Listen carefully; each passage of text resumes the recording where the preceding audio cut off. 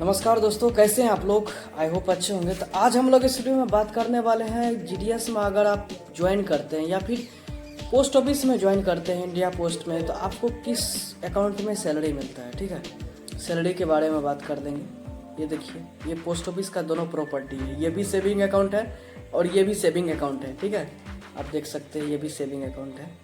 तो ये दोनों में सैलरी आ सकता है। ये पोस्ट ऑफिस का बहुत ही पुराना अकाउंट है, बहुत पहले से चलता आ रहा है। ये इसको मतलब अभी से कितना 8-10 साल हो गया है। 8 साल 7 साल हुआ है, 9 साल हुआ है। लॉन्च हुआ इधर ही 2015 के बाद लॉन्च हुआ है। तो इसमें भी पैसा आप मंगवा सकते हैं और इसमें ऑनलाइन पैसा आता है, यानी कि इंडिया पोस्ट पेमेंट बैंक में आप पैसा मंगवा सकते हैं। और पोस्ट ऑफिस का जो पासबुक है, POSB पासबुक, इसमें भी पैसा आता है। तो दोनों का एडवांटेज डिसएडवांटेज बता देते हैं। ठीक है, जब आप ज्वाइन करते हैं तो ज्वाइन करने के बाद सारे फॉर्मेलिटीज़ करना पड़ता है। करने के बाद फॉर्मेलिटीज़ मतलब सारे डॉक्यूमेंट्स आपसे मांगेंगे, डॉक्यूमेंट वेरिफिकेशन होता है। और डिपार्टमेंट ऑफ पोस्ट भी आपको कुछ कुछ फॉर्म देते हैं, उसको भी फिलअप करना पड़ता है। जैसे अटेस्टेशन फॉर्म हुआ, अंडरटेकिंग फॉर्म हुआ। जैसे मतलब जैसे नहीं होता है कि बाईसाइकिल चलाने आता है कि नहीं, कंप्यूटर से अभी तो कंप्यूटर सर्टिफिकेट मांगता नहीं है, तो कंप्यूटर चलाने आता है कि नहीं, इसके लिए तो एक तो कोई डिक्लेरेशन लेगा आपसे। ठीक है, तो इसीलिए वो लोग अलग से फॉर्म देते हैं और उस पर आप फिलअप करके साइन करके दे देते हैं डिपार्टमेंट ऑफ पोस्ट को। ठीक है, ताकि कोई प्रॉब्लम ना हो बाद में।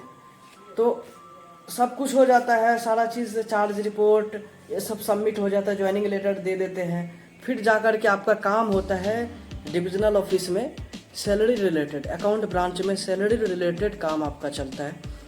जैसे एम्प्लॉय ID बनना, ये सब चीज़ बनता है। ठीक है, तो एम्प्लॉय ID बनने के बाद ही आपका सैलरी आना स्टार्ट हो जाता है। जब तक आपका एम्प्लॉय ID नहीं बनेगा सैलरी नहीं देगा।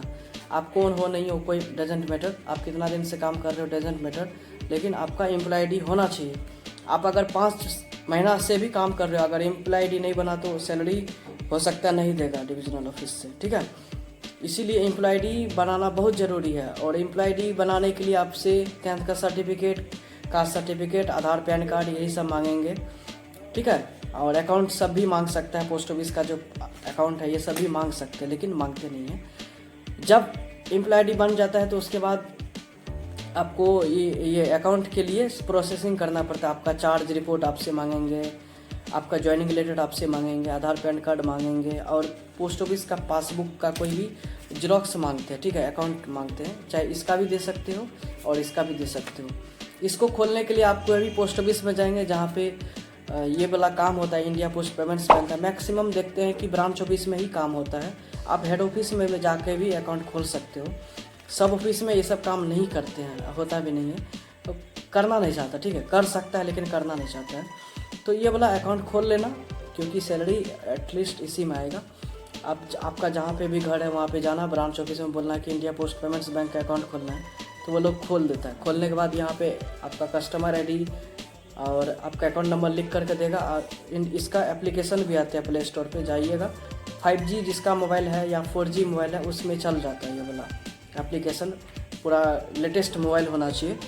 वहाँ जाके डाउनलोड करना प्ले स्टोर पे, इंडिया पोस्ट पेमेंट्स बैंक आ जाएगा। फिर इसके अंदर जो इसके पीछे कस्टमर ID, अकाउंट नंबर रहेगा, आपका डेट ऑफ बर्थ रहेगा। ये सब चीज़ इंटर करने के बाद आपका place of birth, favourite friends का नाम, ये सब इंटर करने के बाद आपका मास्टर पिन इंटर करने के बाद ये चालू हो जाता है। आप ऑनलाइन भी एक्सेस कर सकते हैं, कितना पैसा आया नहीं आया सब कुछ चेक कर सकते हैं।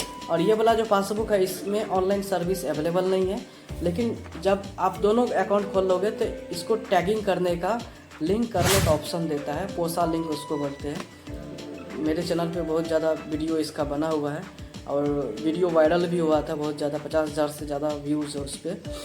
तो पोसा लिंक कैसे किया जाता है, उसका बेनिफिट क्या होगा, स्वीप इन स्वीप आउट सिस्टम अवेलेबल हो जाता है। मान लो इसमें पैसा सैलरी आया है, लेकिन इससे तो आप ऑनलाइन ट्रांजैक्शन नहीं कर सकते हो फ़ोन पे, गूगल पे में। इसमें पैसा स्वीप इन स्वीप आउट कर देना, इधर से इधर कर देना।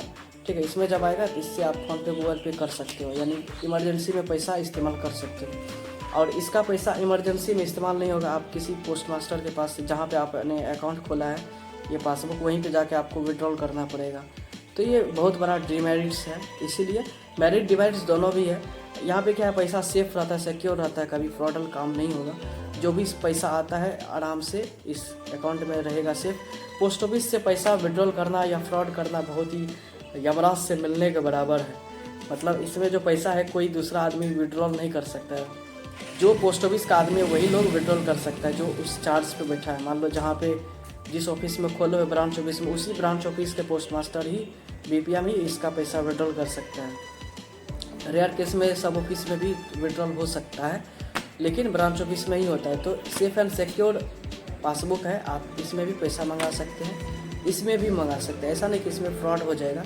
जब तक आप कुछ गलती नहीं करोगे तो फ्रॉड नहीं होगा। मान लो कोई ऑनलाइन कोई फ़ोन करके बोलेगा कि इसका OTP बताइए, OTP किया है, तो अगर आप गलती से OTP दे दिए तो हो सकता है पैसा विड्रॉल कर ले, लेकिन आपको करना नहीं है। अगर आप नौकरी कर रहे हैं इंडिया पोस्ट में तो आप इतना तो स्मार्ट होंगे ही, कोई अगर OTP मांग रहा है तो नहीं देना है जल्दबाजी में। तो ये दोनों पासबुक में सैलरी आ सकता है, इसमें भी आ सकता है, इसमें भी आ सकता है। इट योर चॉइस कि आप किस अकाउंट में पैसा मंगवाना चाहते हैं, सैलरी आप किस अकाउंट में सैलरी लेना चाहते हैं। क्योंकि ये एक दिन का काम नहीं है कि एक महीना सैलरी आया उसके बाद नहीं आएगा। हर महीने सैलरी आता रहेगा, ठीक है। हर महीने जब महीने का लास्ट होगा तो सैलरी आ जाएगा, चाहे इसमें चाहे इसमें। तो इसमें क्या है कि आपको वहीं पे जाके जहाँ पे अकाउंट खोले वहाँ पे जाके विड्रॉल करना पड़ेगा। इसके लिए आप क्या करेंगे, ये अगर खोले हैं तो आप खुद से ही पैसा ट्रांसफ़र कर लिया फ़ोन पे गूगल पे में। इसके थ्रू आप फ़ोन पे गूगल पे भी चला सकते हैं, तो इसमें पैसा आएगा तो आप खुद से सब कुछ हैंडल कर सकते हैं। मान लो कहीं पैसे की ज़रूरत पड़ गया है शॉपिंग करने में, ये सब तो इसमें आराम से हो जाता है, ठीक है। लेकिन इसमें नहीं होता। तो ये दोनों अकाउंट है पोस्ट ऑफिस में सैलरी लेने के लिए। आप अगर आप GDS, BPM, ABPM और डाक सेवक में सेलेक्ट हुए हैं, चाहे जिस भी पोस्ट पे सेलेक्ट हुए हैं, postal assistant, MTS, postman, superintendent, सारा आदमी का इसी में पैसा आता है, ठीक है।